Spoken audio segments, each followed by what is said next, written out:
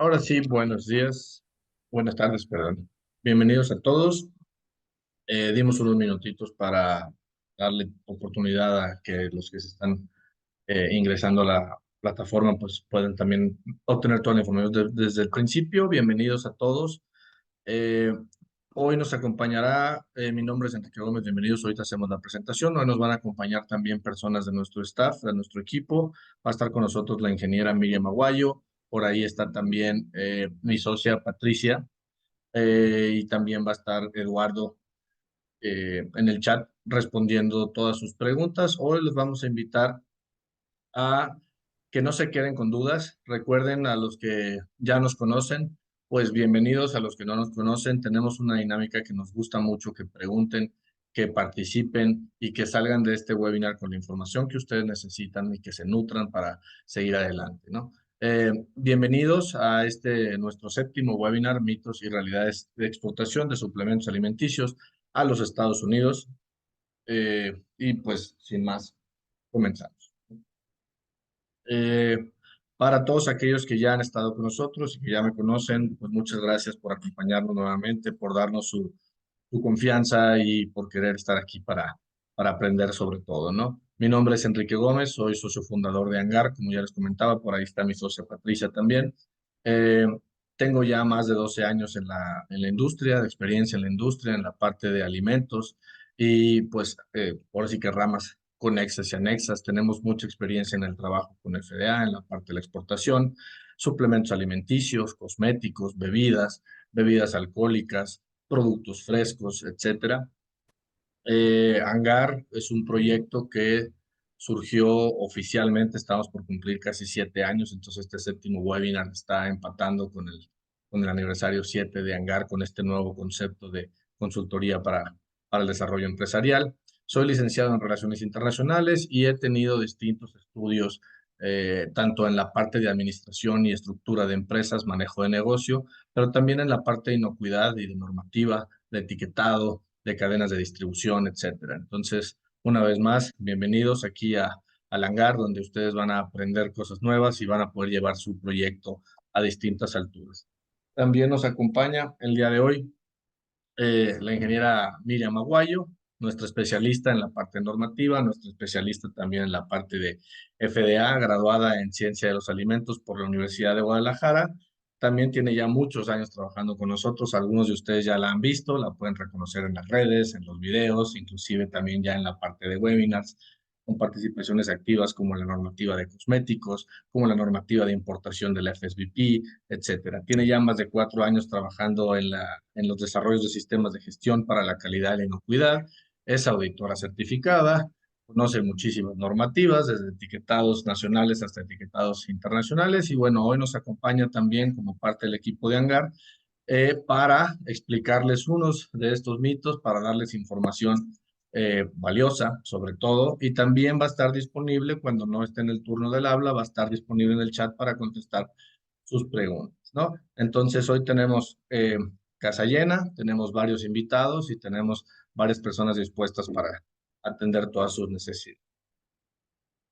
Vamos a arrancar de lleno con el tema. Sabemos que todos ustedes también son personas ocupadas, valoramos mucho su presencia, valoramos mucho su tiempo, y dicho lo anterior, arrancamos de lleno. ¿Qué son los suplementos alimenticios? La definición de suplementos, partiendo por supuesto de la normativa de FDA, que es de quien vamos a estar hablando en esta ocasión y quien nos regula, por supuesto. La definición de suplemento es que es un producto que se ingiere y está destinado a adicionar o a complementar la dieta. Pueden ser productos a base de hierbas, extractos vegetales o alimentos tradicionales, y se comercializan en una variedad de formas como tabletas, cápsulas de, pueden ser rígidas o pueden ser blandas, líquidos, gomitas, polvos, barras, y pues cada vez salen más y más opciones, ¿no? Hemos encontrado inclusive chocolates, por ejemplo, o hemos encontrado algunos dulces que empiezan a aportar en la parte de suplementos, y eso es uno de los temas y de los mitos que vamos a revisar más adelante, ¿no? ¿Para qué sirven los suplementos? Su única función, partiendo de lo que ya hablábamos en términos de normativa, es incrementar, complementar o suplir alguno de los componentes que adquirimos a través de los alimentos que ingerimos a diario. Pues algunas personas, por distintas razones, no obtienen en su alimentación todos los nutrimentos que necesitan y por ello recurren a los suplementos alimenticios. Originalmente, los suplementos alimenticios surgen de la estructura de la nutrición, de la desnutrición, de los problemas de ingesta, enfocados en su mayoría para una población específica que no obtiene ciertos nutrientes y que por características específicas los requiere. ¿Para qué no sirven los suplementos? Bueno, un suplemento alimenticio no está destinado a ser un reemplazo de los alimentos o comidas convencionales. Tanto en la normativa nacional como en la normativa internacional, los alimentos convencionales deben ser la fuente principal de nutrientes. Es decir, no vamos a crear una línea de suplementos con la intención de obtener todos los nutrientes que vienen de los alimentos tradicionales y suplirlos, ¿no? Hay muchas razones para estas. Podemos hablar desde un punto de vista digestivo, por ejemplo, no es lo mismo procesar una cápsula o procesar una cápsula blanda, una tableta, que procesar puntualmente un alimento. También podemos hablar de biodisponibilidad y podemos hablar del comportamiento molecular o comportamiento bioquímico de los mismos alimentos, ¿no? No es lo mismo ingerir una vitamina aislada, por ejemplo, que consumir un alimento, ni tampoco es no es la misma forma en la que se sintetizan en el cuerpo ni que se comportan en el cuerpo. Por lo tanto, no es esa la función de los suplementos. Algunos suplementos alimenticios comunes que probablemente todos ustedes conocen, pues multivitamínicos o vitaminas individuales, como puede ser vitamina D o vitamina C o biotina, minerales como el calcio, el magnesio, el hierro, productos botánicos, vegetales o hierbas como la equinacia o el jengibre, compuestos botánicos como la cafeína, la curcumina, algunos aminoácidos como el triptofano o la glutamina, o microbios vivos que normalmente conocemos como probióticos, ¿no? Estos son algunos suplementos alimenticios, por supuesto que hay muchos, muchos más, y bueno, es parte de lo que vamos a estar abordando en este momento, ¿no? Los suplementos alimenticios son una parte importante hoy en día de la estructura de la industria alimenticia, ¿no? Vamos a hablar del mercado, el potencial mercado, en este caso los Estados Unidos, porque es el enfoque comercial que le estamos dando a este webinar. Y traemos algunos datos para ustedes. Habrá quien ya comercializa en los Estados Unidos y les puede servir esta información. Habrá quien está pensando y a lo mejor esto les va a ayudar a tomar algunas decisiones, o habrá quien ya está decidido y bueno, pues esto también les va a hablar de a dónde se van a dirigir en términos comerciales, ¿no? América del Norte lidera el mercado mundial de suplementos dietéticos y esta está dominado por Estados Unidos con un 33.2% de las ventas globales de esta industria, que tiene un valor superior a los 170.000 millones de dólares. Se pronostica que el mercado estadounidense de vitaminas, minerales y suplementos alimenticios, que hoy en día de esos 170 está valuado en más de 50.000 millones de dólares, crecerá a una tasa compuesta anual del 2.5 entre el 2022 y el 2027. Ahí tenemos un ejemplo de cómo ha sido la estructura de crecimiento en una tabla del 2012 hasta el 2022, es decir, en los 10 años que aquí se está manejando una producción de vitaminas y suplementos, ha tenido un crecimiento constante. Los estudios de mercado disponibles dicen que así va a ser el comportamiento. Vamos a tener también algo de información de manera oficial que básicamente estructuran lo mismo. Las vitaminas presentan la mayor participación del mercado con un 40.3%, mientras que los suplementos a base de hierbas es el segmento de mayor crecimiento. Y pusimos una nota puntual. ¿Por qué? Porque es una de las aportaciones que creemos México es la que más maneja. Es decir, México, cuando habla en la parte de exportación de suplementos alimenticios, tiene mucha la estructura vegetal y la estructura herbal, ¿no? Eh, el 57.6% de los adultos estadounidenses de 20 o más años utilizó algún suplemento dietético en los últimos 30 días, según un estudio que realizó la CDC en 2021. Su uso fue mayor entre las mujeres que entre los hombres. Del 100% de las mujeres, el 63% ya estaba consumiendo esta parte, y el uso de los suplementos dietéticos o alimenticios aumenta con la edad de manera general y en ambos sexos, pero fue de mayor porcentual el caso de las mujeres arriba de 60 años, ¿no? ¿Esta de qué manera les puede servir? Cuando hablamos en términos comerciales, y todavía no entramos a la parte normativa, pero aquí podemos hablar ya de decisiones de comercialización. Bueno, el mercado creciente de más de 50,000 millones de dólares es suplementos alimenticios.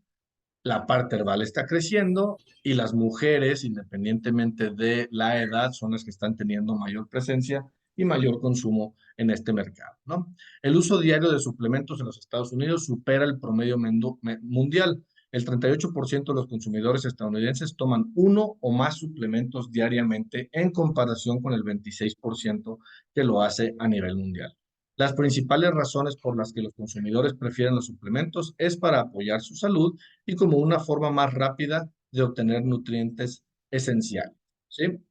Entre los suplementos que más se utilizan, por supuesto, están los suplementos dietéticos, alimentos funcionales, temas relacionados con la dieta o con la grasa y lo que se usa para nutrición deportiva, que también es otro de los segmentos de mucho crecimiento, específicamente con la proteína. Los consumidores buscan suplementos que respalden los estados de necesidades físicas y mentales y el interés de los suplementos que apoyan el estado de ánimo continúa creciendo. Mientras que el 27% de los consumidores en Norteamérica ha tomado suplementos para mejorar su salud física, el 34% lo ha hecho para mejorar su bienestar mental o emocional. ¿Qué queremos decir con esta lámina y qué es lo que les queremos exponer desde el punto de vista, como ya lo mencionábamos, comercial y antes de entrar a la normativa? Estamos en la parte de mercado, en la parte de toma de decisiones. Está creciendo el enfoque de tomar suplementos alimenticios con un enfoque de bienestar mental o emocional y no meramente físico. Para aquellos que estén pensando en crear una línea o en exportar su producto, pueden considerar tener argumentos de venta o argumentos comerciales o argumentos de marketing enfocándose no solamente en la parte física, sino también en la parte mental. Esto no quiere decir que corran y digan que van a mejorar su bienestar mental o su ánimo. Y bueno, uno de los principales temas que vamos a tratar precisamente hoy va por ahí y vamos a pasar la palabra ahorita a la ingeniera Miriam con el mito número 1, que tiene mucho que ver con esto que estábamos hablando. Hola, ¿qué tal? Buenas tardes a todos. Bienvenidos. Muchas gracias a Enrique por la presentación. Es muy valiosa la información en temas comerciales que se complementa a final de cuentas con todo el tema regulatorio de normativa y que es también muy importante que ustedes tengan en consideración para el tema de la exportación. Entonces, damos por comenzado el mito número 1. ¿Puedo comercializar un suplemento para tratar alguna enfermedad? Este tipo de afirmaciones, este tipo de preguntas son muy comunes en el tema de los suplementos alimenticios, porque por ahí podemos encontrar en el mercado muchos productos que afirman que curan, tratan o sirven para aliviar alguna enfermedad o síntoma que pudiéramos llegar a tener.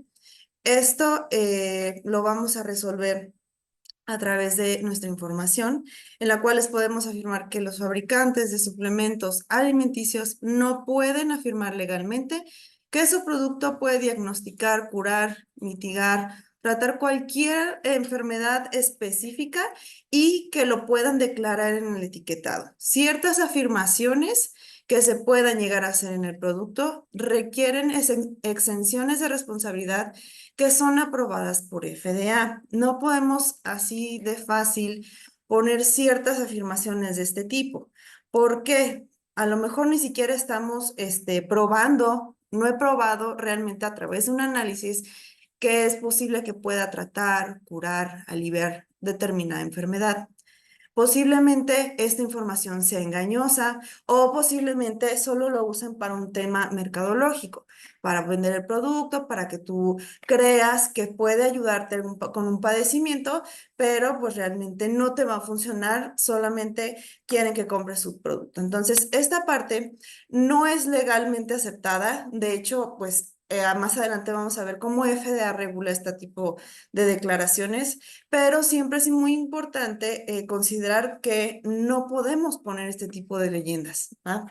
Entonces, hay que considerar también la veracidad de esta información, que realmente pues esté probada, porque realmente ya se categorizaría no como suplemento, sino como medicamento, que es otra parte como de una línea muy delgada entre las diferencias de uno y otro producto. Ahora, ¿qué descripciones sí pueden estar permitidas? todos los productos que estén destinados a tratar, a diagnosticar, a curar alguna enfermedad, son considerados ahora sí medicamentos. Les mencionaba, hay una línea muy delgada entre la diferencia de suplemento y medicamento y todo recae en cómo promovamos y declaremos las leyendas de nuestro producto. ¿Qué quiere decir esto? En cómo manifiestan la información al consumidor. Tengo que ser muy claro en qué sí es verdad, qué no es verdad y si realmente me ayuda a diagnosticar, curar o prevenir algún padecimiento, este ya es considerado un medicamento. FDA lo regula de diferente manera, tanto medicamentos como llegaran a ser suplementos que son medicamentos, pero eso se controlan a través de análisis bastante fundamentados, pruebas incluso de eficacia, de efectividad y también a través de registros en donde FDA aprueba y certifica este tipo de productos que siempre y cuando sean solamente medicamentos dirigidos a ciertos padecimientos y enfermedades.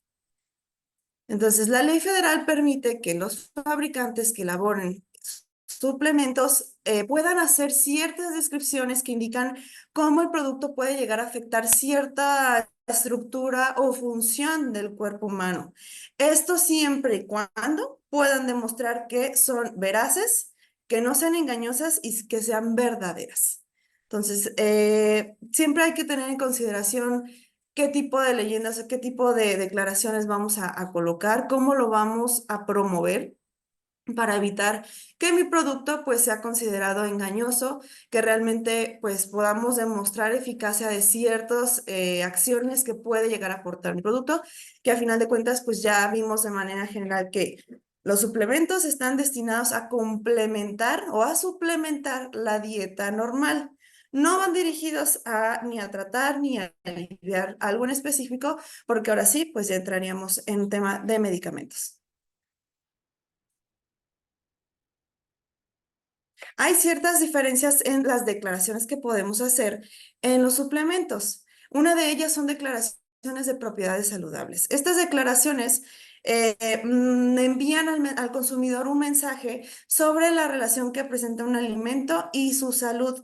Por ejemplo, que el aporte te puede apoyar a reducir el consumo de sodio, o los factores que afectan al corazón por enfermedades cardíacas, o el consumo de este producto promueve una vida saludable, reducción en grasas saturadas, incluso aquellas que dicen que promueven la salud y el ejercicio. Entonces, estas afirmaciones sí se pueden hacer mediante declaraciones ya sea escritas, símbolos, viñetas, algo que sea visiblemente y que para el consumidor y que lo asocie con algo benéfico para su salud.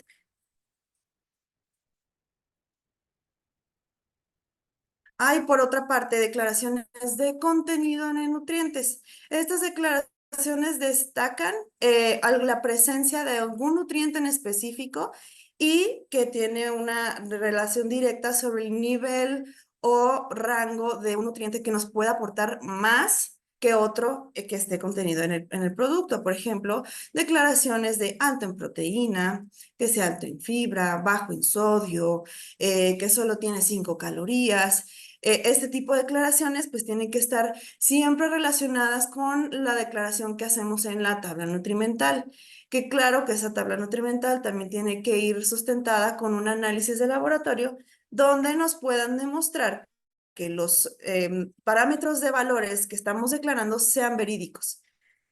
Entonces, en esta parte, cuando estamos destacando algún nutriente en específico, sí tenemos que tener la prueba de que ya hicimos el análisis y efectivamente es lo que estoy aclarando. Entonces, sí, esto tiene que ir estrechamente relacionado entre la tabla nutrimental, la declaración y un análisis de laboratorio.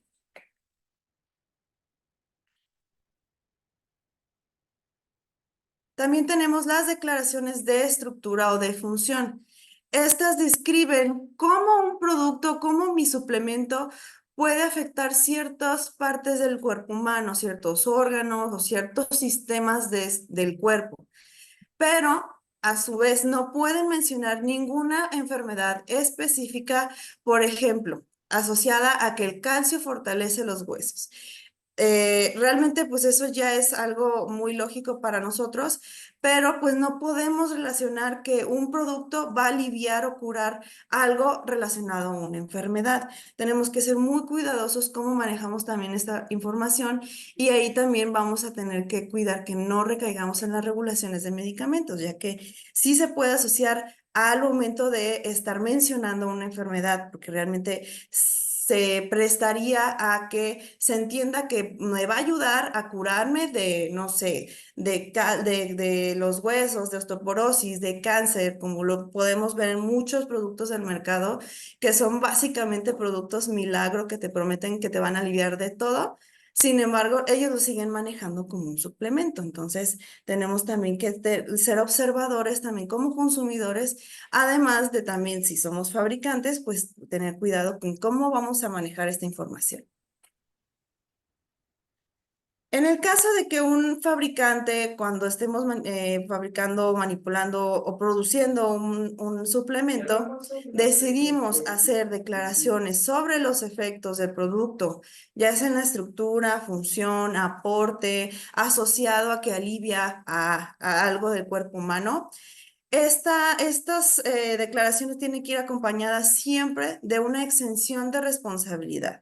En México tenemos como el equivalente de una leyenda muy utilizada de este producto es responsabilidad de quien lo recomienda y quien lo usa. En el caso de FDA, nos solicitan poner la exención de responsabilidad de manera diferente. Hay que poner la leyenda, esta declaración no ha sido evaluada por la Administración de Alimentos y Medicamentos y este producto no está destinado a diagnosticar, tratar, curar ni prevenir ninguna enfermedad. Esto es muy importante que lo tengamos porque siempre va asociado a decir que las declaraciones que estamos haciendo no han sido revisadas por FDA. Por lo tanto, es mi responsabilidad como fabricante dar una respuesta en el caso de que suceda alguna cosa, algún evento adverso asociado con mi producto. Entonces, obviamente tenemos que estar conscientes de todo lo que ya mencionamos, de que no podemos hacer ciertas declaraciones, que no lo podemos manejar como un medicamento y que al final de cuentas, pues es mi responsabilidad como fabricante. Esta leyenda o esta declaración también tiene que ir acompañada de una notificación a la autoridad. Es decir, tenemos que justificarle a FDA por qué estamos poniendo mi declaración de salud o aporte o función acompañado de esta declaración. Por lo tanto, pues también FDA tiene que estar considerando el por qué lo estamos poniendo, tiene que estar notificado para que pues yo pueda ser responsable sobre lo que pueda derivar de mi producto. Así que como recomendación, hay que tener mucho cuidado de que nuestros productos de suplemento alimenticio no se convierta en un medicamento. Les repito, la línea es muy delgada.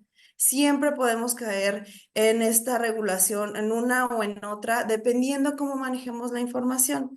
Hay ciertas leyendas que sí podemos poner, ciertas declaraciones que podemos manejarlas para que no recaigan como del otro lado de la línea. Siempre queremos estar siendo regulados como suplementos, si es que somos suplementos, y evitarnos a lo mejor temas con FDA, hacer más análisis que no realmente lo requieren y obviamente pues que nos puedan, eh, obviamente también que FDA no nos diga nada al momento del cruce, porque al final de cuentas pues es un producto que no es considerado un medicamento, por lo tanto no tendría por qué tener más regulación adicional. En esta mención también aprovecho para hablarles sobre OTCs. Los OTCs, por sus siglas en inglés, es over the counter, son medicamentos de libre venta o de venta en el mostrador que no requieren receta. Estos, pues, son productos que están destinados a tratar ciertos malestares, ciertas afecciones comunes como son el dolor de cabeza, alergias, acidez, resfriados que normalmente muchos consumimos y pues estos productos siempre son seguros y efectivos. Sin embargo, esto también entra en la regulación de medicamento y muchas veces ciertos suplementos pueden también recaer en la definición de medicamento de libre venta. Hay diferentes maneras también de categorizar los medicamentos. Esta es una de ellas. Por lo tanto, también es importante que conozcamos por qué es importante cuidar las declaraciones en mi suplemento para que no me vayan a categorizar como un OTC o como un medicamento. ¿Cuál es la importancia de conocer OTCs? Básicamente porque tienen costos, tienen regulaciones diferentes, tienen requisitos diferentes, como ya les mencionaba, análisis probados más exhaustivos en donde demuestren que efectivamente me ayuda a tratar el dolor de cabeza, la acidez, ciertos lineamientos también incluso para el etiquetado y claro que otras regulaciones. ¿Cómo regula la FDA los medicamentos OTCs? Pues básicamente tiende a haber como una revisión por parte de la autoridad. Todas estas revisiones pues implican costos que básicamente pues van desde el registro inicial tanto de la instalación como de los productos. Al momento del registro de los productos nos piden pues una monografía del producto que esa se tiene que registrar. El costo más o menos aproximado es de $24,178. Hay una renovación anual que cuesta $6,800. Y hay adicionalmente una notificación del listado de medicamento por nuevos productos.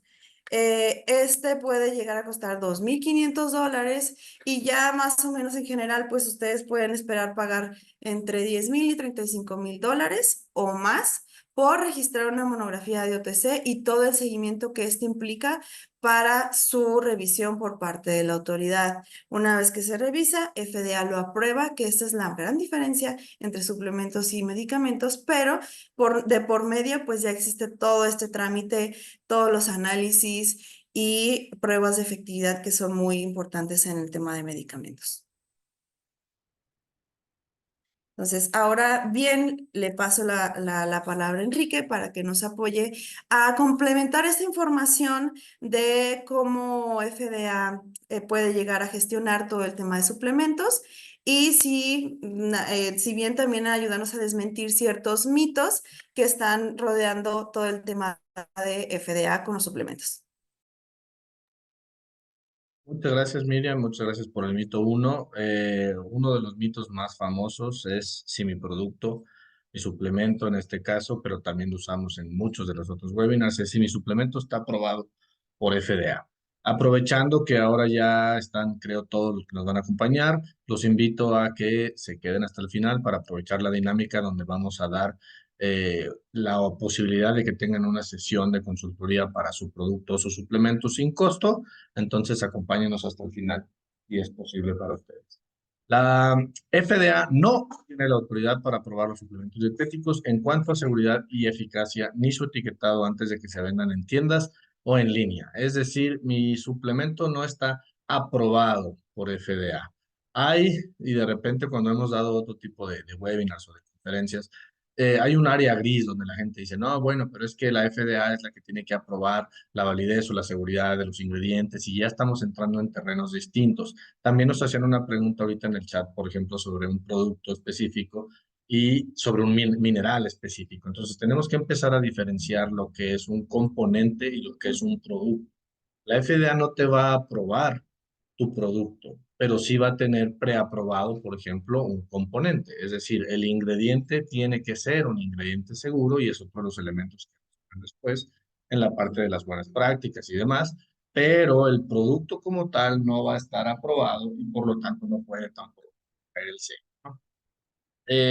Ya he hablado ahorita de los componentes, por lo tanto, las empresas de los suplementos son los responsables de garantizar que sus productos sean seguros y que las descripciones de la etiqueta sean veraces y corroboradas. La FDA no va a venir por nosotros a decir, ah, pues sí, me parece que está bien y ya puedes comercializar y el consumidor va a estar correcto. Al contrario, la FDA va a venir a revisarnos y a decir a revisarnos, perdón, a verificar que estamos cumpliendo con que lo que decimos que tiene el producto lo tiene y a garantizar que los ingredientes, componentes y demás prácticas del producto en términos de inocuidad y de seguridad alimentaria estén cumpliendo, ¿no? Esto permite a las empresas introducir suplementos alimenticios en el mercado sin recibir la aprobación de la FDA. De hecho, a menudo pueden introducir suplementos alimenticios en el mercado sin siquiera notificar a la FDA. ¿Qué quiere decir? Que como no necesito una aprobación puntual, Entonces yo puedo empezar a vender mi producto sin necesidad de que tenga una licencia o tenga un número específico, porque lo único que tendríamos que notificar, como ya lo mencionaba la ingeniera, es en términos de declaraciones. Por lo tanto, es un mercado que, aunque sabemos que tiene muchas bondades, pues también es un mercado para el que tenemos que tener mucho cuidado, porque al igual que en México hay muchos productos que solamente salen a la venta y no están revisados o, en cierta manera, no están regulados, ¿no? La FDA regula tanto los productos terminados de suplementos alimenticios como los ingredientes dietéticos bajo un conjunto de regulaciones diferentes a las que cubren alimentos y medicamentos convencionales. Es decir, la FDA tiene todo un lineamiento específico para el área de suplementos alimenticios y, como ya les comentaba, hay que tener cuidado. Sí hace notificaciones, la FDA tiene notificaciones continuas sobre la seguridad de algunos ingredientes, sobre la seguridad de algunos productos y, bueno, los productos que también en su momento crucen la raya, pues podrán recibir un warning o podrán recibir un retiro de mercado, o lo que normalmente sucede, que es lo que ya nos comentaba la ingeniera, es que la FDA dice: para mí tu producto, tus funciones o tus ingredientes, pues los estás usando como un medicamento y te voy a juzgar como un medicamento y te voy a pedir lo que le pido a cualquier medicamento, y bueno, ese ya es otro problema, ¿no?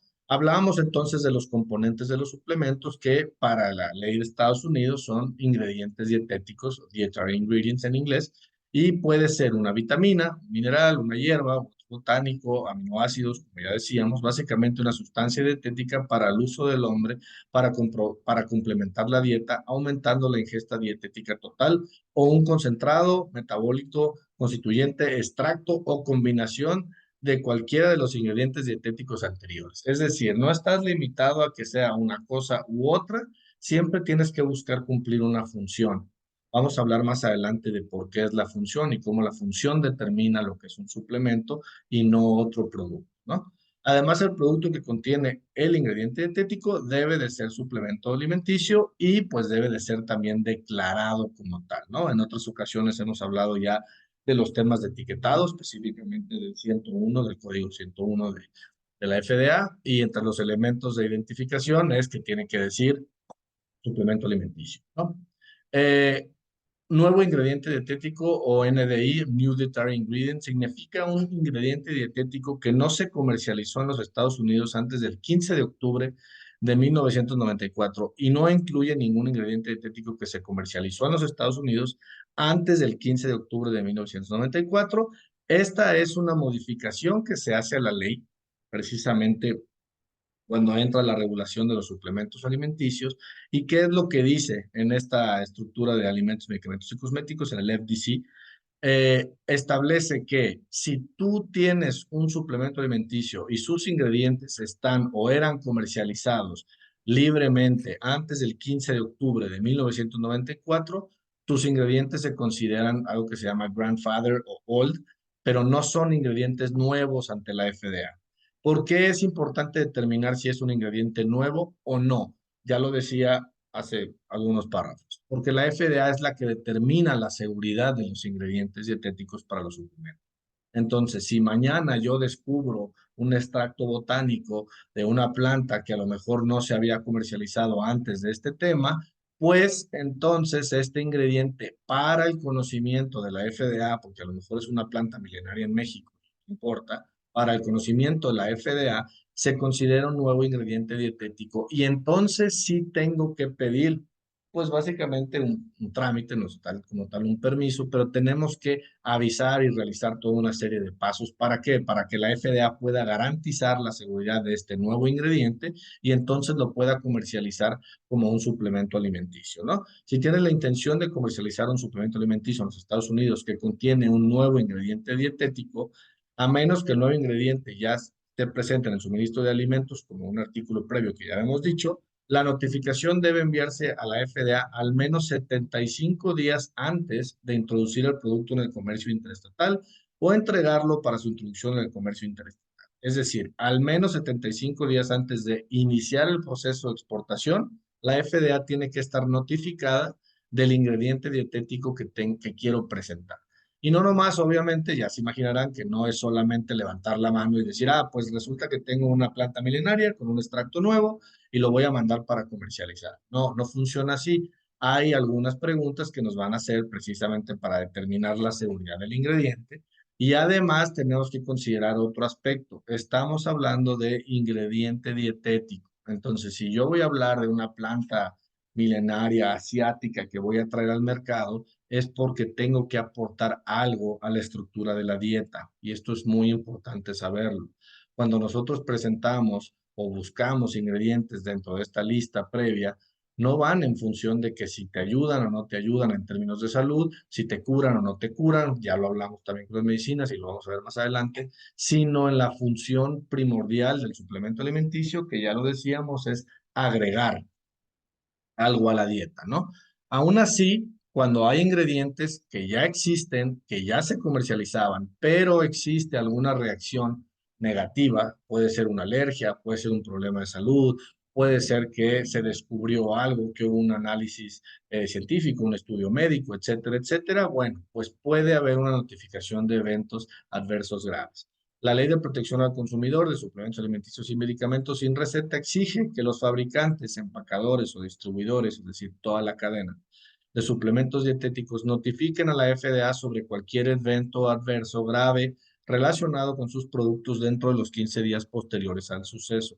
Esta notificación es obligatoria si el nombre del fabricante, empacador o distribuidor aparece en la etiqueta del suplemento, que dicho lo anterior es una obligación de la norma de etiquetado, por lo tanto debe de existir. ¿Qué es una notificación de eventos adversos graves? La persona que se pueda ver afectada de una u otra manera por un producto o suplemento alimenticio puede o no notificar a las autoridades. Es decir, puede caer en un hospital con alguna reacción de cualquier tipo y decir es que yo me tomé un suplemento alimenticio de A o de B y me pasó esto, ¿no? Y notificar a la empresa. Si la empresa tiene conocimiento de un evento grave o cualquier evento que sea en contra de la salud y que pueda representar un riesgo para la salud pública, estás obligado a notificar a la FDA. No quiere decir realmente que de ahí vayas a irse hacia un lado o hacia otro, ya estará en las manos de la FDA y en este caso de la CDC, si es que se mueve a un tema de enfermedad o se repite en alguna de las ocasiones el consumo de este producto, determinar cuáles van a ser los pasos siguientes. ¿Cuáles pueden ser los pasos siguientes? Bueno, primordial sería detener la comercialización del producto. Si el riesgo existe o está comprobado, entonces pudiera venir un recall, es decir, hay que retirar el producto del mercado. Si el producto fuera riesgoso o dañino por sus componentes, entonces ya hablaríamos del componente, es decir, ya no nomás sería mi producto el que causó el daño, sino todos los productos que tengan ese ingrediente y pudiéramos seguir avanzando cada vez más dependiendo de cuál fue el evento del que estamos hablando, ¿no? Es algo que puede sonar de repente estratosférico, exagerado, pero pasa, así es como se ha venido forjando la estructura de la regulación y la normativa de los suplementos en los Estados Unidos. Ahora, tema importante. Yo estoy obligado a determinar la seguridad de mi ingrediente y yo estoy obligado a saber si mi ingrediente era comercializado libremente antes del 15 de octubre de 1994. ¿Y cómo le voy a hacer para saber eso? La realidad es que al día de hoy no existe una lista oficial, y cuando hablamos oficial es que esté publicada por el gobierno, que me diga cuáles fueron los elementos o los componentes o los ingredientes que se comercializaban antes de esta fecha. Hubo precisamente presión por parte de la industria y existió una audiencia pública, un public hearing en 2017, donde la FDA puso elementos para determinar si podían hacer una lista. Esta lista, al día de hoy, por lo menos al día de ayer, que estamos revisando todavía la información de la diapositiva, no existe la lista como tal. Hay dos asociaciones relacionadas con los suplementos alimenticios que tienen una lista exhaustiva a través de su investigación. Son asociaciones reconocidas, son asociaciones que trabajan con la FDA, pero aún así no son listas oficiales. Al final, la responsabilidad sigue siendo de nosotros. Nosotros tenemos que asegurarnos, ya sea en estas listas o en cualquier elemento de venta que podamos encontrar antes de 1994, que créanme, cuando no existía esta parte de Google, no era tan fácil conseguir. Las reacciones o enfermedades graves pueden incluir, es decir, ¿cuándo voy a considerar que mi producto pudo haber ocasionado un problema de este tipo? Cuando exista picazón erupción cutánea, urticaria, hinchazón de la garganta, labios, lengua, sibilancias. Esto puede ser ocasionado normalmente por una reacción alérgica.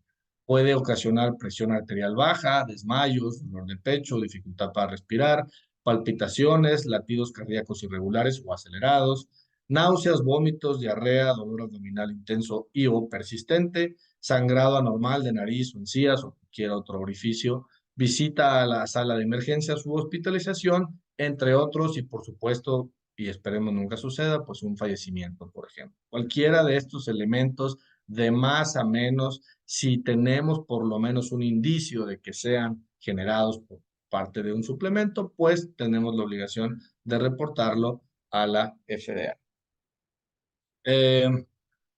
Los productos, ya decíamos, no van a estar aprobados, no necesitamos pedirle un permiso como tal a la FDA para hacer la comercialización, siempre y cuando nos apeguemos completo a la normativa, tanto de producción como de comercialización, como de etiquetado, pero sí tenemos que tener un registro de instalaciones ante la FDA, lo que normalmente se conoce como el famosísimo registro FDA o el número FDA, que de repente muchos lo han escuchado por ahí. Bueno, los suplementos alimenticios deben registrarse ante la FDA como una instalación de alimentos o como un fabricante de alimentos. El registro se llama, para nosotros que estamos fuera de Estados Unidos, se llama Registro de Instalaciones Foráneas y la FDA no certifica empresas ni productos alimenticios. ¿Qué es lo que hace? Registra la existencia de una instalación alimenticia, en este caso de suplementos alimenticios, y las actividades que realiza, así como quiénes son los responsables, tanto empresas como personas.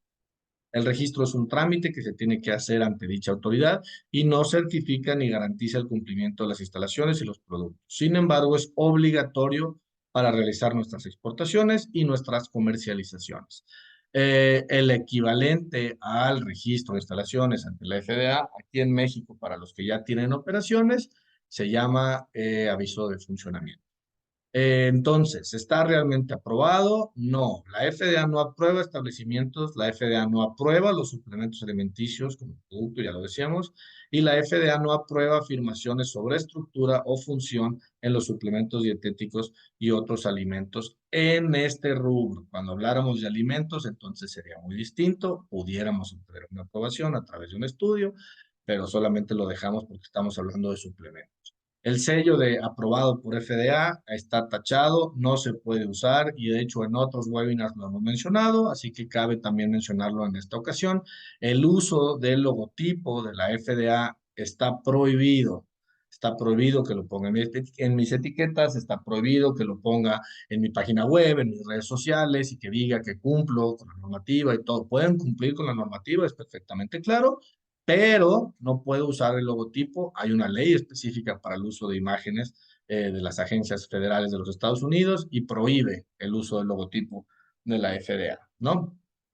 Ya decíamos que la FDA no aprueba las afirmaciones, entonces y lo acabamos de ver, si tenemos una afirmación específicamente de estructura, no podemos hacerlas de nutrimento porque esa es la idea de los suplementos. Si decimos que es alto en fibra, es porque es un suplemento de fibra y esa es precisamente su función. Entonces, la que aplica en el caso de los suplementos es el tema de estructura y tenemos que poner sí o sí la leyenda de que la FDA no lo tiene aprobado. Ahí ponemos, excepto las afirmaciones preaprobadas por la FDA. Ahí había un comentario también en el chat. Sí hay, son muy pocas, algo así como 7, 8 de empresas muy puntuales que hicieron la petición. Y la FDA tiene algo que se llama consenso científico general, donde dice, bueno, está ya reconocido por toda la comunidad científica y por nosotros, por ejemplo, que el consumo de calcio ayuda a controlar o a no tener, en este caso, osteoporosis, ¿no? Entonces, el consumo de calcio está relacionado de manera positiva en contra de la osteoporosis. Es un statement, es una declaración que está generalmente reconocida por la comunidad científica y en este caso también por la FDA. Y bueno, como esa declaración hay 6, 7, 8 a lo mucho, no es fácil, por supuesto, conseguir un consenso porque aparte todos tienen que ponerse de acuerdo. Y si no lo tienen, entonces la FDA nos obliga a tener nuestra ley. Decíamos del aviso de funcionamiento, COFEPRIS es el equivalente a la FDA. Bueno, los suplementos alimenticios requieren aprobación previa a la comercialización por parte de COFEPRIS, a diferencia de lo que tiene FDA aquí, según establece por lo menos el reglamento de productos y servicios, dice que sí tienes que estar registrado por lo menos en esta estructura de aviso de funcionamiento y deberías de tener una confirmación de criterio en términos de suplementos alimenticios por parte de la COFEPRIS. En México, igual no podemos tener declaraciones de prevención de enfermedades, mejora de salud, sino solamente la suplementación a la dieta. Podemos hacer declaraciones específicas en el tema muy relacionado, como estamos diciendo ahorita, por ejemplo, pero en México, a diferencia del FDA, no hay declaraciones ni pre ni aprobadas. Si eres un suplemento alimenticio, tu única función es dar nutrimentos extras y no puedes hacer nada más sin estar fuera de la ley. Eh, Hablando de lo que decían ahí de regulaciones y de certificaciones y de aprobaciones de la FDA, por ahí en el chat también veíamos que preguntan sobre unas buenas prácticas de manufactura, pero validada por la FDA. Realmente la FDA no va a venir a validar, ni tienes alguna certificación de esquema privado que valide por la FDA el cumplimiento de las buenas prácticas de manufactura. Va a haber instituciones terceras que validan tu cumplimiento de buenas prácticas de manufactura contra la normativa estructural de la FDA, que de hecho es más elevada, ya no se llama buenas prácticas de manufactura, se llama controles preventivos para alimentos de humanos y pues cambia de HACCP a HARPC, que es otro tema que también hemos visto en otros webinars, pero solamente para que sepan, porque también hay mucho desinformación en la parte de si está aprobado por FDA, si estoy certificado por FDA. Bueno, no estoy certificado por FDA, pero puedo tener un tercero que me certifique en el cumplimiento de la normativa que establece la FDA. A diferencia de la FDA, en México sí existe, es decir, yo sí puedo tener una certificación de COFEPRIS del cumplimiento de la normativa de buenas prácticas de manufactura, la 251, y sí es la autoridad quien viene, me revisa, me valida y me otorga un certificado. Mito 3. Mi suplemento puede ser regulado como alimento y yo básicamente puedo escoger cualquiera. Bueno, es posible que un producto sea considerado tanto un alimento como un suplemento alimenticio bajo las regulaciones de FDA, pero hay ciertos requisitos y distinciones importantes que tenemos que tener en cuenta. Un alimento es cualquier sustancia que la gente consume o bebe para su nutrición, disfrute y sustento. Y los suplementos alimenticios, como ya lo hemos dicho, están destinados a complementar la dieta y son diferentes de los alimentos convencionales, normalmente en su presentación y en su función. ¿Sí? Los alimentos generalmente no necesitan la aprobación previa de la comercialización, pero deben de ser seguros y no adulterados. En el caso de los alimentos, el componente mismo es el alimento. El componente alimenticio no necesita aprobación de su seguridad, excepto que tenga un grado de toxicidad, como podría ser una planta venenosa, pero por lo tanto como la definición de alimento también es que sea apto para su consumo, los alimentos tóxicos no son aptos para su consumo. Lo que sí valida la autoridad no son los alimentos, son los aditivos. Por lo tanto, los alimentos son, de manera general, aptos para su consumo. Los suplementos no necesitan aprobación previa para la comercialización, pero si contienen nuevos ingredientes, ya lo decíamos, deben notificar a la FDA y sus componentes deben de ser seguros previos desde 1994 y actualmente a través del proceso de validación, ¿correcto? La diferencia entre uno y otro también son los requisitos de etiquetado. Vamos a entrar a detalle un poco más específicamente en la parte nutrimental, pero los alimentos deben declarar la identidad del mismo a través de un nombre común o habitual o término apropiadamente descriptivo. Es decir, un alimento tiene que decir qué es como alimento. Eres una galleta, eres un flan, eres un postre, ¿sí? Y los suplementos tienen que tener la leyenda de suplemento alimenticio. Hay distintos frases que se utilizan como sinónimos, sí son válidos. Aquí tenemos en la foto, por ejemplo, uno que básicamente habla de suplemento herbal, herbal supplement, dietary supplement, suplemento dietético, suplemento herbal, y también podemos poner el suplemento que estamos buscando, es decir, suplemento de fibra, suplemento de calcio, cualquiera de estos elementos que le den al consumidor el entendimiento de qué y cuál es el producto que están consumiendo, son válidos, pero tienen que estar expresos. Y bueno, después ya hemos hablado también del tema del etiquetado en otros webinars, pero tiene que ser claro, tiene que ser prominente, tiene que ser contrastante, entonces tiene que quedarle claro al consumidor si está comprando uno o está comprando otro. No debe de haber espacio para la confusión, ¿no? Aquí pusimos un ejemplo de polvo de nopal, por ejemplo, que también tenemos familiaridad con ellos, como un ejemplo de algo que pudiera considerarse tanto un producto alimenticio como un suplemento alimenticio, ¿no? Hablábamos ahorita de nopal en polvo, que puede considerarse harina de nopal, pero pudiéramos hablar también de harina de avena, por ejemplo. ¿Por qué hablamos de estos específicos? Por la particularidad de que tienen o se presentan en los dos universos, ¿no? Podemos tener una harina de avena, por ejemplo, que se considere como un alimento, pero podemos tener una harina de avena que tenga una función distinta que es la de complementar, ¿no? Aquí la diferencia se va a ver principalmente en la declaración del etiquetado y en la tabla nutrimental, como ya lo mencionábamos. Por un lado vamos a tener los datos de nutrición o los nutrition facts. Por otro lado vamos a tener los datos del suplemento o los datos dietéticos del suplemento. Vamos a entrar un poquito más a detalle hacia allá. Aquí la clave es cómo puedo establecer uno u otro, ¿no? Eh, la diferencia entre uno y otro lo va a definir la función. La función es uno de los elementos que definen la identidad del producto en los Estados Unidos. Esto pasa también con alimentos, también pasa con cosméticos, también pasa con otro tipo de productos como pudieran ser las bebidas o inclusive productos físicos. ¿Qué es la función? ¿Para qué lo vendo? Pues mi producto se puede definir a través de muchas cosas. Uno es el ingrediente, pero en este caso vamos a hablar de la función. Yo puedo vender el polvo de nopal o el polvo de avena o el polvo de cáscara de coco, ¿sí? ¿Con qué función? La de crear pastelitos, por ejemplo, ¿no? Para crear un muffin de avena o para crear un hot cake de avena, por ejemplo. Pero ¿qué pasa si yo lo vendo con la intención de que tengas fibra dietética o de que tengas algún aminoácido particular que tenga la avena con la intención de que aumentes la ingesta de ese aminoácido? Yo puedo agarrar la harina de avena y meterla en cápsulas. Yo puedo agarrar la harina de avena y convertirla en comprimido, pero también la puedo presentar a cucharadas en polvo.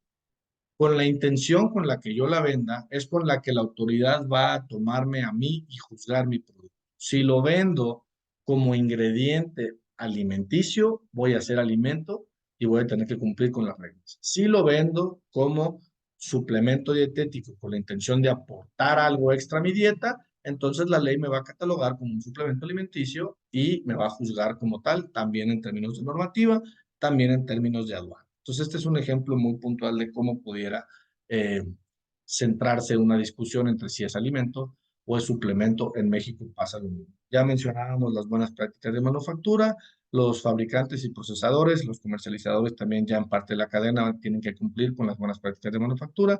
Como ya les comentaba, en Estados Unidos subimos un peldaño, hay leyes y estructuras normativas distintas, tenemos que considerar el acta de bioterrorismo, por ejemplo, que nos pone algunas reglas, y también tenemos que considerar que ya hay elementos puntuales para los importadores, como puede ser el Foreign Supply Verification Program, el FSVP, que es un programa de verificación para proveedores foráneos.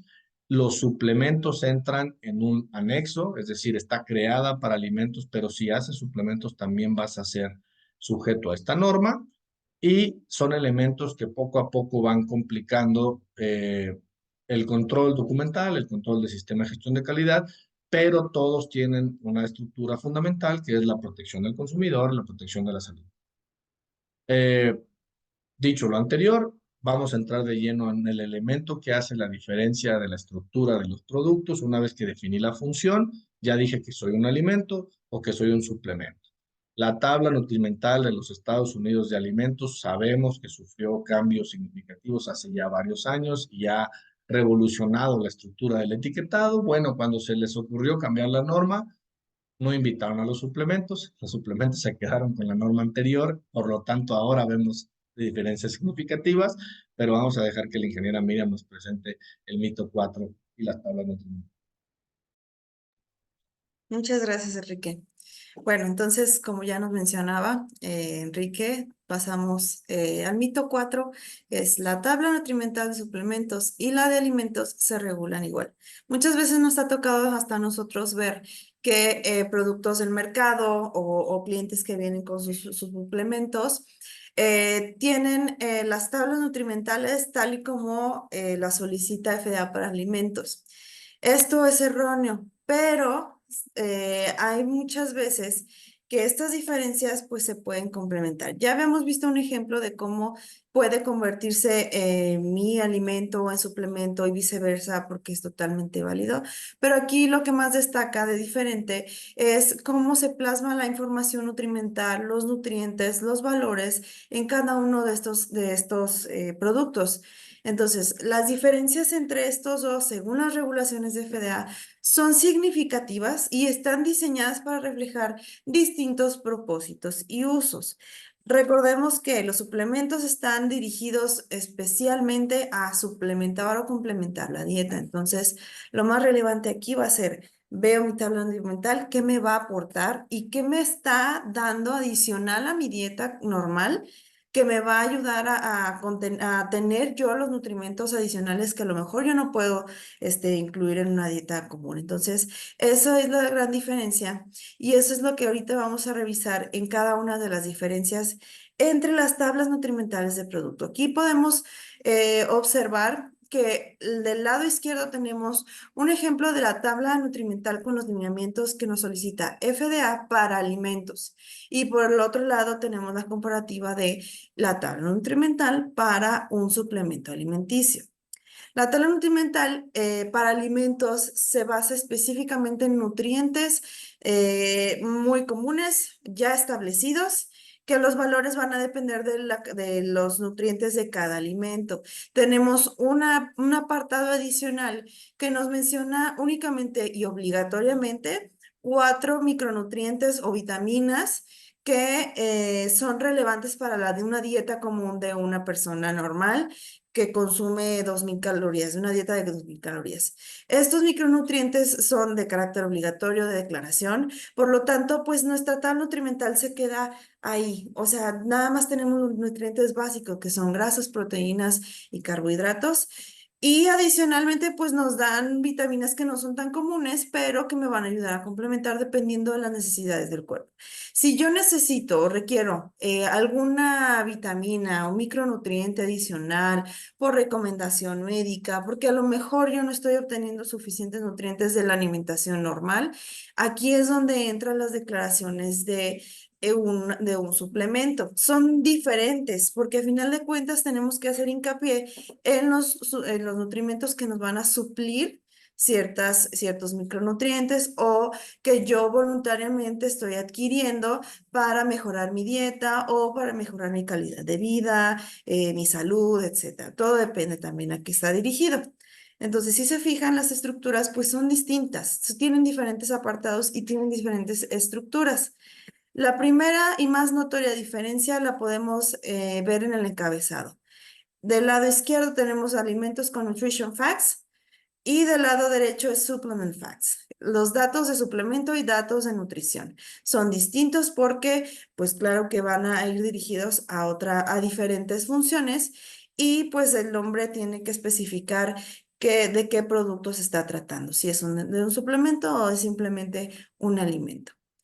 También, obviamente, el orden de ciertos elementos pues va a cambiar. En la parte de arriba también tenemos todas las porciones por envase que podemos llegar a tener en el producto, en el empaque, y cuál es la porción recomendada.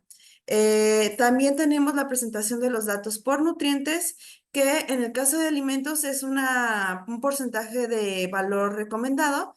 Y por el otro lado, también podemos destacar que es por valor recomendado, pero también lo podemos hacer por el tamaño de la porción. Eso les va a sonar muy similar a lo que hacemos aquí en México con la tabla nutrimental, que tenemos dos declaraciones, por 100 gramos y por porción. Pero en esta parte de los suplementos también se puede hacer de esta manera, a diferencia de los alimentos que es obligatoriamente poner por el valor que aporta cada porción de producto recomendado. También los suplementos no están autorizados a declarar nutrientes en cantidades de cero. Por eso su estructura es distinta. Aquí podemos o no ver en la tabla de suplementos las declaraciones de grasa, colesterol, sodio, carbohidratos, porque si no los tiene, si no tiene valores significativos mayores a cero, no los podemos poner. Esto es muy importante tomar en cuenta porque por sí mismo ya nos dice que no incluye ninguno de esos nutrientes. Entonces, sí podemos tener otros valores declarados, pero los anteriores ya mencionados no los vamos a tener, no existen en mi producto, por lo tanto nos están declarando. También, como mencionaba, el tamaño de la porción. Este es significativamente diferente porque en alimentos tenemos que declarar las porciones por lo recomendado por FDA. Estas recomendaciones son, tal cual lo dice su nombre, una recomendación, una sugerencia de una porción que puede llegar a consumirse para cierto alimento. Estos valores diarios recomendados se les conoce por la FDA, se encuentran en el Código Federal de Regulaciones 101.12, a ustedes lo pueden consultar, donde nos declara que para ciertos alimentos, determinados alimentos tienen recomendaciones de consumo diario para obtener los valores de nutrientes que son habituales para una persona con una dieta de 2000 calorías aproximadamente.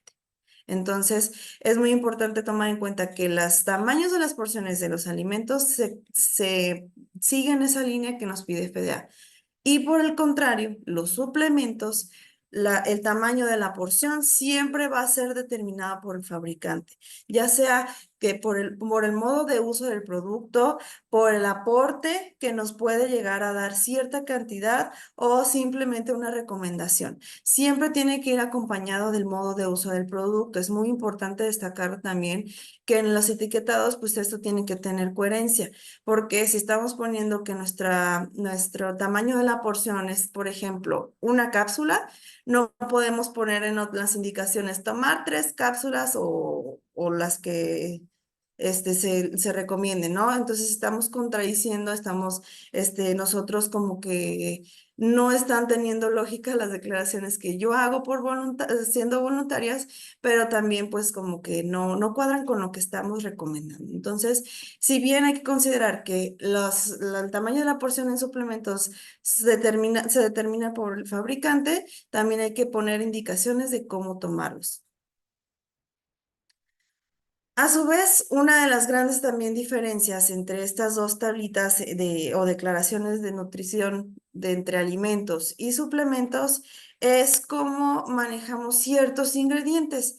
En el tema de suplementos, tenemos la presentación de los ingredientes dentro de la tabla nutrimental y que ellos conocen como mezcla patentada o proprietary blend. El proprietary blend se basa en componentes que a lo mejor están ya registrados, estén patentados. Es una mezcla que yo hice o yo creé porque sé que tiene esta efectividad, una mezcla de hierbas, una mezcla de plantas. Y esa es como propia, esa es a lo mejor de mi autoría, a lo mejor los fabricantes se dedican al desarrollo de nuevos productos, a generar estas nuevas formulaciones, las patentan, las registran, perdón, y eso se le conoce como proprietary blend o mezcla patentada. Estas mezclas forman parte de un aporte dentro del producto, si bien a lo mejor no nos va a aportar ciertos nutrimentos, pero los que sí los vamos a tener que reflejar en la tabla, al igual que la mención enseguida de esa mezcla, qué contenido, qué componentes tienen y cuál es el peso total de esa fórmula patentada. A lo mejor si es un extracto de hierbas, tenemos que colocar el peso del extracto de las hierbas antes de la extracción o el peso de si vendemos cúrcuma en polvo, en cápsulas, cuánta cantidad de cúrcuma tiene cada cápsula, qué es lo que estamos recomendando, y a su vez, pues también qué es el aporte que nos va a estar aportando nutricionalmente en la parte de arriba con los nutrientes habituales. Entonces es muy importante también que si ustedes a lo mejor están manejando productos de este tipo, que tengan una mezcla patentada o que sea única en su tipo, pues pueden reflejarlo a través del Proprietary Blend dentro de la tabla nutrimental de suplementos. Entonces, las declaraciones de ingredientes en suplementos alimenticios se van a basar mucho en cómo vamos a reflejar estos productos. Por ejemplo, ya si lo hacemos dentro de la tabla como un proprietary blend o si lo podemos hacer después de la tabla nutrimental. Si no forma parte de una mezcla patentada, pues pueden declararse enseguida de la tabla nutrimental. Hacemos esta comparativa porque muchas veces sí aplica para esta mezcla patentada, pero también los ingredientes pues forman parte de la composición del producto, por lo tanto también se debe de reflejar dentro de los nutrientes que estamos plasmando en la tabla nutrimental. Entonces, para poder hacer declaraciones, ya sea dentro de la tabla o fuera de la tabla de los ingredientes, siempre tenemos que tener en consideración que deben aparecer en el orden de mayor a menor, en orden ascendente, cuál es el producto que está en mayor cantidad y por último, hasta el último, el que esté en menor presencia. Ninguno de las declaraciones, ya lo mencionábamos, pueden declararse si están presentes en cero. Si tenemos algún nutriente que diga cero, esto no lo podemos declarar así, se tiene que eliminar, entonces hay que considerarlo. Deben identificarse por el nombre que aparece en la tabla y redondearse también de acuerdo con los requerimientos de FDA. Esto también tiene mucha relevancia porque forma parte de la estructura de ciertos lineamientos de cómo hacemos la tabla nutrimental. Adicionalmente, que hay muchas consideraciones para el tema de diseño, tamaños del empaque, formas del empaque, que eso ya a lo mejor lo veremos en temas posteriores de etiquetado. Creo que ya también hemos tenido por ahí el diálogo en los webinars sobre el etiquetado en alimentos, en ciertos productos que van de la mano con esto, porque al final de cuentas, si los son regulados por FDA, muchos de estos lineamientos pues pueden recaer en este tipo de productos. Entonces, también hay que tomar mucho en cuenta qué lineamientos nos pide FDA cumplir con las declaraciones, la tabla nutrimental y cómo se plasma en el empaque. Otro dato irrelevante es al calcular el porcentaje de valor diario. Siempre debe utilizarse el peso real sin redondear, es decir, los nutrientes y su peso y su aporte tienen que, sí pueden tener numerales en cero, perdón, en decimales. El porcentaje de valor diario debe expresar el porcentaje del entero más cercano, por el contrario, y excepto que se debe usar -1 si el porcentaje entero más cercano pues es 0. Estos ya son criterios de redondeo que ya forman parte de estos lineamientos que les mencionaba sobre cómo es el diseño de la tabla nutrimental. En cuanto a las declaraciones de salud, también es muy distinta la manera en que hacemos este tipo de declaraciones tanto en alimentos como en suplementos. Siempre las declaraciones deben estar respaldadas por evidencia científica y cumplir con ciertos requisitos que nos ordene FDA.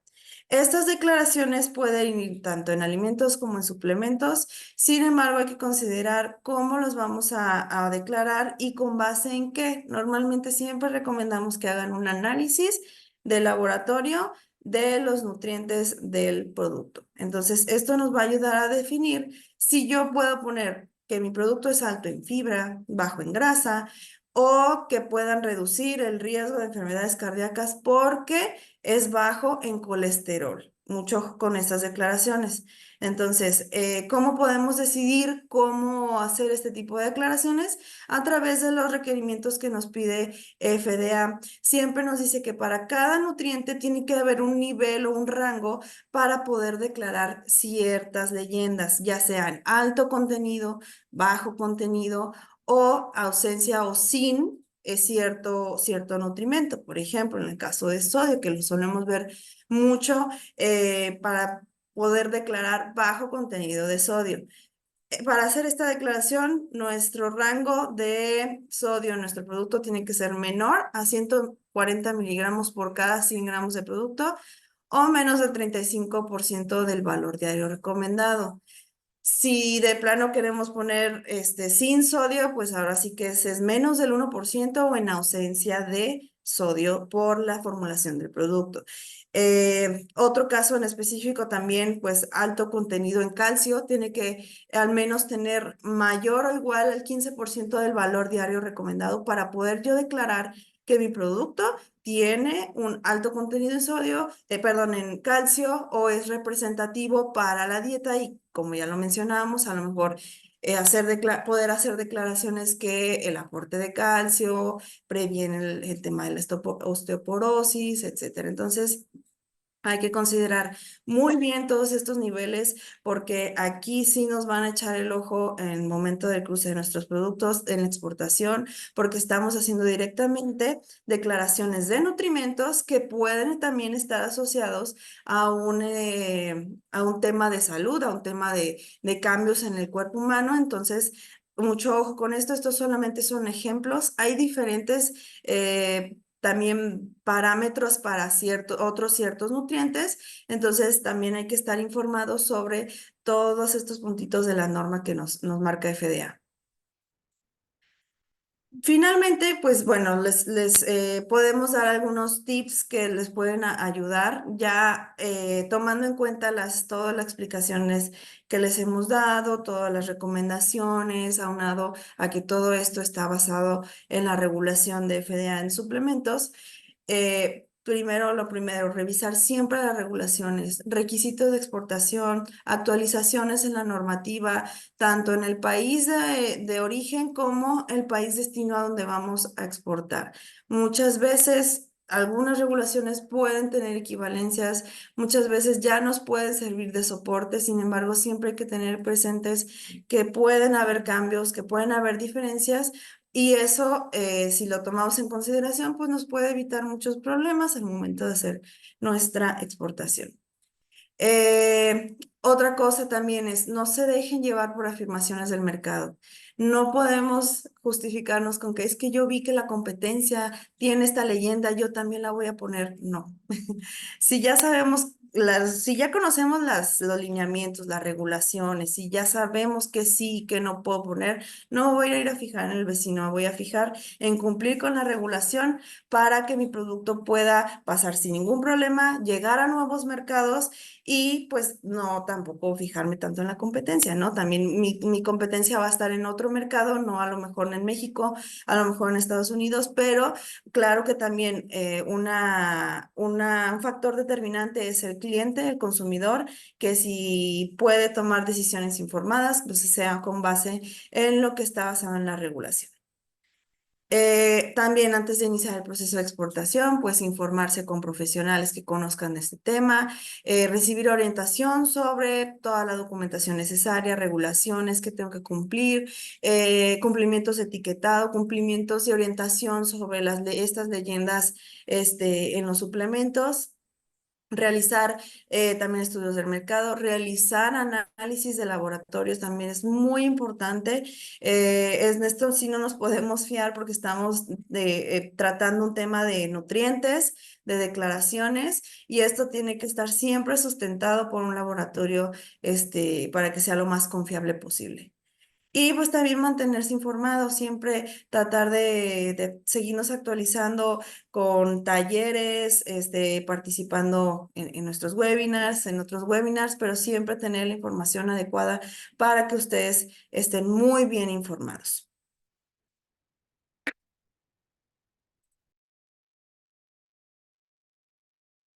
Gracias, Miriam. Eh, Cerramos con la pregunta clave. ¿Tu suplemento ya cumple toda la normativa? Esa es la pregunta, eso es con lo que queremos que se queden. Agradecemos que estén aquí con nosotros. Vamos a, como les comentaba, hacer la dinámica puntualmente. Los invitamos a que nos sigan en nuestras redes, Facebook, Instagram, Hangar Consulting Group, también el QR, a que nos contacten en nuestros teléfonos. Y las primeras tres personas, empresas que nos contacten, que nos envíen una pregunta relacionada con sus suplementos, ahí está el teléfono. También pueden hacerlo por redes, porque aquí está Aldo y Lalo conectados precisamente para ese tema. Las primeras tres empresas o personas que nos contacten, nosotros nos vamos a poner en contacto con ustedes para darles una consultoría, una sesión de consultoría sin costo, precisamente para revisar sus temas, revisar sus productos o revisar cualquier situación que quieran platicar con nosotros. Nuevamente les agradecemos su presencia, les agradecemos su tiempo. Vamos a dejar abierto el chat unos minutitos. Aprovechen también para poner sus preguntas. Ahí nos están comentando algunas, las abordamos de una vez.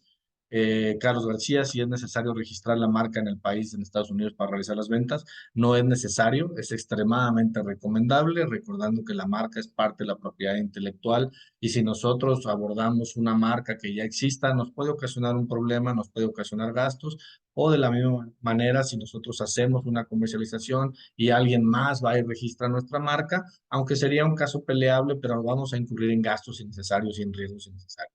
Por tanto, como dice ahí Eduardo, que es nuestro especialista en comercio, no es obligatorio, pero es muy recomendable, ¿no?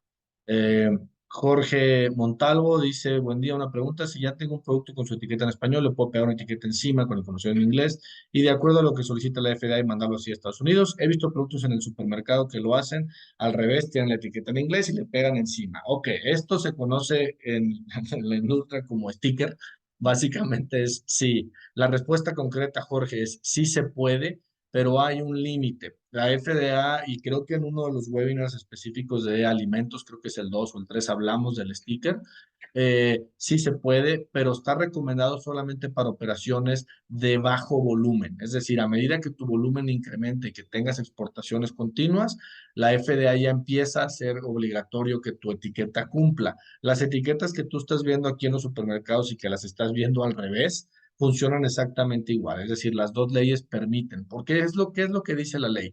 Que el etiquetado, y hablando de etiquetado, puntualmente tiene una definición, ¿no? Entonces, este sticker, esta etiqueta blanca, cumple con la definición de que está pegada, es indeleble, es apta para la lectura del consumidor, etcétera. Tiene que cumplir todo lo que dice la norma en ese pedacito de etiqueta y te sirve para arrancar si ya tienes etiquetas puestas en español, te puede servir. Hay un apartado en la ley y lo hablamos mucho en alimentos donde dice que cuando un producto alimenticio, en este caso un suplemento también, tiene dos o más idiomas, todos los elementos deben de venir en los dos o más idiomas. Por lo tanto, tendrías en teoría la obligación de traducir toda la etiqueta. Entonces, puede ser que el sticker te sirva para una, dos, tres operaciones, pero eventualmente puedes caer en incumplimiento si esta etiqueta blanca no trae todas las leyendas o toda la información que tú pusiste en español. De otra, también considerar que si en español estás usando declaraciones, por ejemplo, y no las pones en el inglés o estas declaraciones, aun y cuando estén en español, contraponen a la ley de lo que ya hablamos hoy de las declaraciones, entonces sí pudieras estar en un incumplimiento, ¿no? Eric habla una consulta para el tema de apertura de mercados y obtención de clientes extranjeros. ¿Qué nos recomiendan? ¿Qué te recomendamos, Eric? Hoy no la contamos, pero contamos normalmente una historia muy corta de Hangar que dice que empezamos con un proyecto que no se cumplió y ese era el sueño de llevar productos mexicanos a vender en el extranjero. Empezamos así y nos dimos cuenta de algo. Para lograr una exportación, una venta internacional concreta, hay que estar listos. Cuando nosotros te decimos, este sueño, esta actividad no se cumplió, ¿por qué no se cumplió? Porque sí te compran los productos y luego regresamos a México y nos dimos cuenta que los mismos clientes, los mismos proveedores eran los que no estaban listos, que no cumplían con FDA, que el etiquetado estaba erróneo, que el producto no tenía los colorantes adecuados, entonces se quedaba en aduana. Y eso ha sido un tema, pues ahora sí ya, de muchos años. Entonces, ¿qué te recomendamos? Trabajar en lo que nosotros conocemos como oferta exportable, que tu producto cumpla, que tu normativa cumpla, y una vez que tu producto es fuerte, de entrada ya estás adelante del 50-60% de las personas que están haciendo el esfuerzo. Entonces, el americano, al igual que el europeo y el canadiense y demás, las personas que son formales en su negocio, valoran a los proveedores formales, valoran a los proveedores confiables. Si tú le puedes dar confianza al proveedor de que hace las cosas bien, de que conoce la normativa, de que cumpla la normativa, esa es una llave muy poderosa para la obtención de clientes extranjeros. ¿Es recomendable estar asegurado contra demandas en los Estados Unidos? Sí, es muy, muy, muy recomendable y además es prácticamente obligatorio que tengas un seguro de responsabilidad a terceros cuando comercializas productos alimenticios en los Estados Unidos. Entonces, cuando Ángel ya tengas una operación en los Estados Unidos, eh, tendrías que tramitar, puede ser una fianza o puede ser un seguro. Como algunos están muy enterados, es una industria muy fuerte en los Estados Unidos, entonces hay muchas opciones también. Se llama seguro o protección con responsabilidad de terceros por productos alimenticios, específicamente suplementos. A los suplementos no los cubren todas las compañías, esto es relevante decirlo. Hay muchas compañías, sobre todo las más genéricas, que no les gusta entrar en el tema de suplementos porque como ya se dieron cuenta, la definición es muy larga y muy amplia. Entonces, si bien a lo mejor tú tienes un suplemento de plantas muy, muy tranquilo, muy formal, sin ningún riesgo, también hay suplementos que son muy, muy complejos en términos de extractos secundarios, de aminoácidos. Entonces, te van a hacer muchas preguntas, pero es recomendable, es casi casi obligatorio y hay que ver con quién se puede trabajar. Si gustas también de acercarte, a lo mejor podemos encontrar algunas recomendaciones. Airam Atilano dice, entonces para la exportación de los suplementos solamente se solicita el registro del establecimiento y el etiquetado. Sí, el registro del establecimiento, el etiquetado, la seguridad de los ingredientes, las buenas prácticas de manufactura o en este caso controles preventivos y todo lo que conlleva la exportación, que esa es de la parte mexicana, ¿no? La sociedad, la mercantil, domicilio localizado, etcétera, etcétera. Pero en términos de autorización, siempre y cuando tu ingrediente no sea un NDI, ya lo decíamos, que haya sido un ingrediente comercializado libremente antes de 1994, que no sea un ingrediente médico, etcétera, etcétera, siempre y cuando así sea, sí, solamente necesitas ese punto. Si no tenemos más preguntas, y bueno, agradecerles a todos otra vez por estar aquí con nosotros, por su tiempo. Eh, Siempre estamos disponibles para ustedes. Los invito nuevamente a que nos sigan. Ahí preguntaban, dábamos el tip de la información relevante. Bueno, nuestros canales de comunicación son canales de información relevante para ustedes y pues esperamos con mucho gusto verlos pronto, probablemente el próximo mes, no sabemos, tendremos noticias pronto para ustedes. Muchas gracias a todos por acompañarnos y buenas tardes.